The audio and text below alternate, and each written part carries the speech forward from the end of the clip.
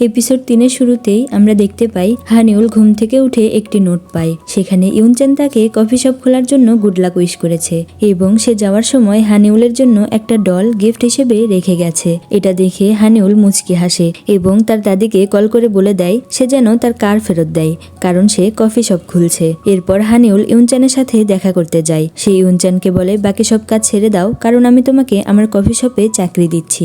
Yoon বলে তুমি কি সত্যিই কফি শপ খুলছো? ইউনচান আরো বলে কিন্তু আমি আজকে পার্ট টাইম জব ছেড়ে দিলে তার টাকা কে দেবে? হানিউল বলে আমার চেহারায় কি তুমি শুধু টাকাই দেখতে পাও? ইউনচান হ্যাঁ বলে। যাই হোক, হানিউল ইউনচানের বাইকে করেই মার্কেটে যায় কফি শপের জন্য প্রয়োজনীয় জিনিসপত্র নিতে। যাওয়ার পথে হানিউল দেখে একটা হ্যান্ডসাম ছেলের দোকানে মেয়েদের অনেক ভিড়। এটা দেখে তার একটা আইডিয়া আসে। সে চিন্তা করে তার কফি শপে সব হ্যান্ডসাম ছেলেদের এমপ্লয়ি হিসেবে রাখবে। হানিউল সেই ছেলেটাকেও তার কফি শপের জব অফার করে, কিন্তু ছেলেটা পাত্তাই দেয় না। যাই হোক, তারা আঙ্কেল হং এর কাছে আসে। ইউনচান আঙ্কেল হংকে রিকোয়েস্ট করে তিনি যেন হানিউলকে ইউনচানের মেয়ে হবার ব্যাপারে কিছু না বলে, কেননা আঙ্কেল হং আগে থেকেই জানতো ইউনচান একটা মেয়ে। আঙ্কেল হং বলে তুমি মিথ্যা বলেছো কেন? ইউনচান বলে সত্য কথা বললে বস আমাকে চাকরিতেই নিত না। তখনই হানিউল চলে আসে এবং জানায় সে তার কফি শপে শুধুমাত্র হ্যান্ডসাম ছেলেদেরকেই চাকরি দিবে। তখন আঙ্কেল হং বলে তাহলে তো প্রথমে ইউনচানই বাদ পড়বে। হানিউল বলে কেন? ইউনচানও তো একটা ছেলে আর ও তো দেখতে অনেক কিউট, ওই প্রথম চাকরি পাবে।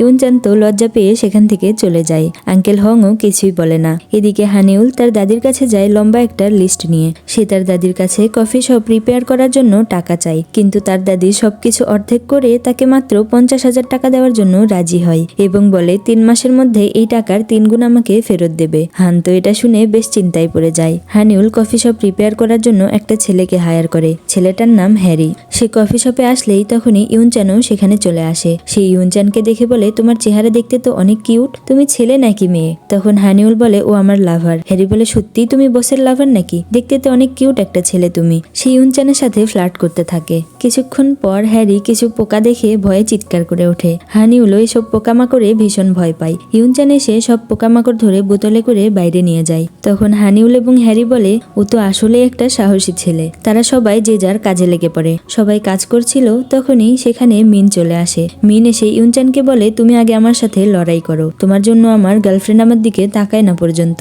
ইউনচান বলে তোমাকে তো আমি পরে দেখে নিচ্ছি, এখন আমায় কাজ করতে দাও। হ্যারি তার কথা শুনছিলই না। তখন ইউনচান বলে ঠিক আছে, তাহলে আগে আমার সাথে কাজ করে কাজ শেষ করো। যত তাড়াতাড়ি কাজ শেষ করতে পারবো তত তাড়াতাড়ি লড়াই করতে পারবো। তখনই হানিউল মিনকে দেখতে পায়। সে দেখে মিন অনেক হ্যান্ডসাম, তাই সে মিনকেও জব অফার করে। ইউনচান বলে না বস, ওকে কাজে রাখতে হবে না। হানিউল বলে বস তুমি নাকি আমি? কাকে কাজে রাখবো সেইটা আমিই ঠিক করব।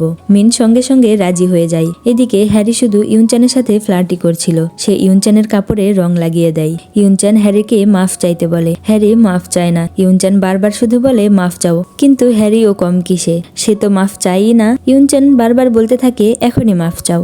হানিউল বলে আবার শুরু হয়ে গেছে। এদিকে আঙ্কেল হং ইউনচানকে 20 কেজির 2টা কফির ব্যাগ অর্ডার করতে বলে, কিন্তু ইউনচান তো হ্যারিকে সরি বলাতে ব্যস্ত ছিল। সে এই কাজ মিনকে করতে বলে। সে মিনকে বলে 20 কেজির 2টা কফি ব্যাগ অর্ডার করতে, কিন্তু মিন ঠিক করে শুনতে পারে না। ইউনচান যেহেতু ক্ষেপে ছিল, তাই সে দ্বিতীয়বার আর জিজ্ঞেস করে না।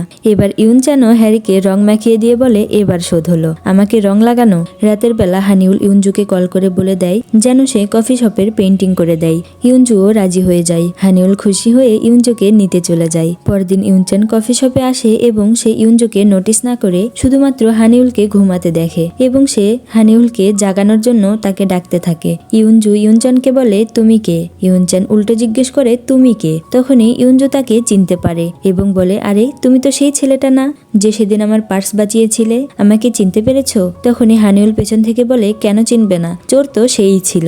এটা শুনে ইউনচানের ভালো লাগে না। ইউনজু তার সাথে হাত মিলাতে গেলে হানিউল মাঝখানে চলে আসে এবং বলে ওর সাথে পরে হাত মিলিও, আগে এসো আমার সাথে ব্রেকফাস্ট করে নাও। সে ইউনচানকে রুম পরিষ্কার করতে বলে। ইউনচানের ভীষণ রাগ হয়। কিছুক্ষণ পর কফির পার্সেল আসে। 20 কেজির 20টা ব্যাগ চলে আসে। আঙ্কেল হং বলে আমরা তো 20 কেজির 2টা ব্যাগ অর্ডার করেছিলাম, কিন্তু ডেলিভারি ম্যান কনফার্ম করে যিনি অর্ডার করেছিলেন তিনি 20টা ব্যাগই বলেছিলেন। অর্ডার তো ইউনচানকে করতে বলা হয়েছিল, কিন্তু ভুল মিন করেছিল। তবুও ইউনচান বলে তার ভুল হয়েছে। সে ডেলিভারি ম্যানকে রিকোয়েস্ট করে যেন সে বাকি ব্যাগগুলো ফেরত নেয়, কিন্তু সে সাফ মানা করে দেয়। হানিউল ইউনচানকে বলে তুমি আমার সাথে এসো। সে ইউনজুকে ভেতরে নিয়ে যায়, যেখানে ইউনজুও ছিল। হানিউল ইউনচানের উপর অনেক রেগে যায় এবং ইউনচানকে বলতে থাকে তুমি কি অশিক্ষিত? 2 আর 20-এর মাঝে পার্থক্য বোঝো না? তোমার জন্য পুরো শপের ক্ষতি হলো। আঙ্কেল হং বলে ভুল তো হয়েই গেছে, এখন এর একটা সমাধান বের করতে হবে। ইউনচান বলে তুমি এত রাগ করছো কেন? হানিউল বলে এত বড় একটা ভুল করেছো, আবার আমার রাগ করাতেও সমস্যা হচ্ছে। হয়তো আমি তোমাকে ভুল বুঝেছিলাম, তুমি শপে কাজ করার যোগ্যই নও, চলে যাও এখান থেকে। ইউনচান কান্না করে দেয়। হানিউল বলে ছোট ছোট বিষয়ে শুধু মেয়েদের মতো কান্নাই করতে পারো।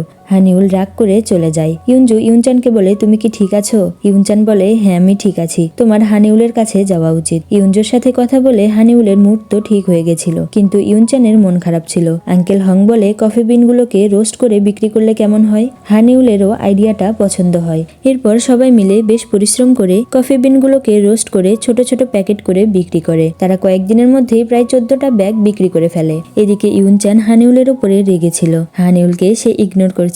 হানিউল বলে একে তো তোমার জন্য এতগুলো মানুষকে পরিশ্রম করতে হলো, তার উপরে তুমি এত অ্যাটিটিউড দেখাচ্ছ। ইউনচান মন খারাপ করে সেখান থেকে চলে যায়। মিন এসে হানিউলকে বলে দেয় যে ভুল আসলে তার ছিল, ইউনচান নির্দোষ। তখন হানিউল রিয়েলাইজ করে সে ইউনচানকে একটু বেশি কথা শুনিয়েছে। এদিকে ইউনচান বাইরে বসে কান্না করছিল। ইউনজু সেখানে গিয়ে ইউনচানের মুড ঠিক করার চেষ্টা করে। ইউনচান তার সাথে কথা বলতে বলতে প্রায় ভুলেই গিয়েছিল সে মেয়ে হয়েও ছেলে হওয়ার অভিনয় করছে। যাই হোক ইউনজু কিছুই বুঝতে পারে না। ইউনজু চলে গেলে সেখানে হ্যারি আসে এবং সে ইউনচানকে বিরক্ত করতে থাকে। ইউনচান তার পিছে দৌড়ে গেলে তাকে হানিউল ধরে ফেলে। সে বলে তোমারও দোষ রয়েছে, তুমি কেন মিনকে অর্ডার করতে বলেছিলে? তখন ইউনচান বলে তুমি এখনো আমার দোষই খুঁজে বেড়াচ্ছ। হানিউল বলে তোমার এই মেয়েদের মতো স্বভাব কবে যাবে বলো তো? সে ইউনচানকে বাচ্চা ছেলেদের মতো ধরে নিয়ে যায়। বাকি ছেলেরাও এসে ইউনচানকে সকালে মিলে পিটিয়ে ভর্তা বানিয়ে দেয়। ইউনচান সবাইকে সরিয়ে দিয়ে বলে তোমরা আমাকে চাটনি বানিয়ে ফেলবে নাকি? এই বলে ইউনচান চলে যায়। হানিউল বলে এর স্বভাব মেয়েদের মতো কেন? ইউনচান রাস্তা দিয়ে যাচ্ছিল, তার মুড অনেক খারাপ ছিল। রাস্তায় হানসাং আর তার কুকুরের সাথে দেখা হয়। ফাইনালি হানসাং এর সাথে কথা বলে ইউনচানের মন ভালো হয়ে যায়। পরদিন সকালে ইউনচান আবার কফি শপে যায়। তখন সেই রাস্তায় দোকান দেওয়া হ্যান্ডসাম ছেলেটা আসে জবের জন্য। হানিউল বলে তুমি তো মানা করে দিয়েছিলে। ছেলেটা বলে এখন আমার জবের দরকার। হানিউল তাকে অ্যাকসেপ্ট করে নেয়। ছেলেটা তার নাম বলে নোসাংকি। নোসাংকিকে দেখে মিন বলে এখানের সব ছেলেরাই মেয়েদের মতো দেখতে হয় কেন? চেনাই যায় না? তখন ইউনচান বলে চেনা তো তোমাকেও যায় না, তুমি মানুষ নাকি গরিলা? রাতে তারা সবাই মিলে ডিনার করতে যায়। ইউনচান তো ইউনচান, খাবার দেখে তার মধ্যে খাদকাত্তা জেগে যায়। তার খাবারের উপরে ঝাঁপিয়ে পড়া দেখে নোসাংকি বলে ও এমন করছে কেন? হ্যারি বলে দাঁড়াও তোমাকে নমুনা দেখাই। এই বলে সে এক টুকরা খাবার দূরে ছুড়ে দেয় আর ইউনচান সেই খাবার তুলে নিয়ে খেতে শুরু করে। হ্যারি বলে ও এমনই যে ওর 2 মিটারের মধ্যে কোনো খাবার পেলে সে ছেড়ে দেয় না। হানিউল তো অবাক হয়ে তাকিয়ে থাকে, কেউ এত নীচ কিভাবে হয়? ইউনচানের তো এসব অপমানে কিছুই যায় আসে না। এদিকে মিন একটু ড্রিঙ্ক করেই একেবারে মাতাল হয়ে যায়। সে সবাইকে একে একে চুমু খেতে যায়। সবাই তো তার থেকে বেঁচে পালায়, কিন্তু ইউনচান খাবার নিয়ে এতটাই ব্যস্ত ছিল যে সে বুঝতেই পারে না।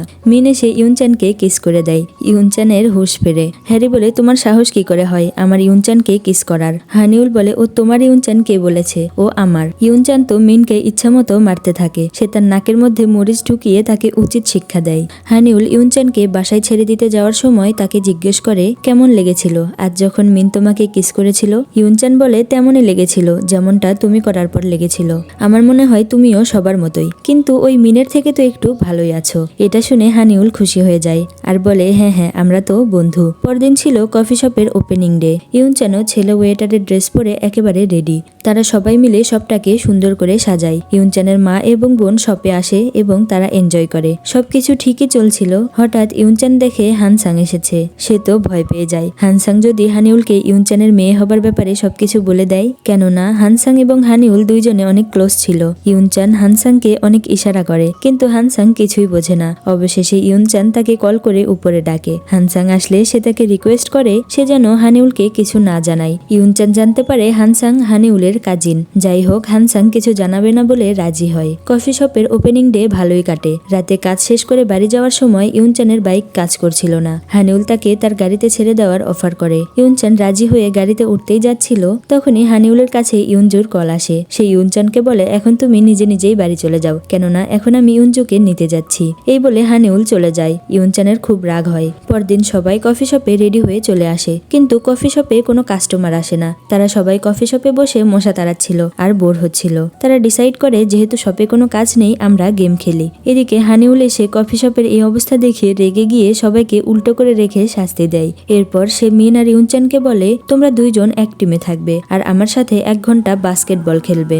যে টানা 1 ঘন্টা খেলতে পারবে তার শাস্তি মাফ হয়ে যাবে। এরপর তারা বাস্কেটবল খেলতে শুরু করে। কিছুক্ষণের মধ্যেই মিন হাঁপিয়ে ওঠে, কিন্তু ইউনচান পুরো 1 ঘন্টা ফুল এনার্জির সাথে খেলে। হানিউল বলে, তুমি তো আসলেই অনেক কুল, আমি হার মেনে গেলাম। এরপর সবাই গরমে অনেক ক্লান্ত হয়ে পড়ে এবং পানিতে নেমে পড়ে। তারা ইউনচানকেও পানিতে চুবায়। তারা অনেক আনন্দ করে। ড্রেস চেঞ্জ করার সময় ইউনচান রিয়েলাইজ করে, আমি কি বোকা, ছেলেদের সাথে ভিজতে গিয়েছিলাম, যদি ধরা পড়ে যেতাম। তখনই হানিউল ইউনচানকে খুঁজতে চলে আসে। ইউনচান আলমারিতে লুকিয়ে পড়ে। হানিউল তাকে খুঁজে না পেয়ে চলে তো যায় ঠিকই, কিন্তু তখনই বাকি ছেলেরাও চেঞ্জিং রুমে চলে আসে। ইউনচান তখনও আলমারির মধ্যেই ছিল।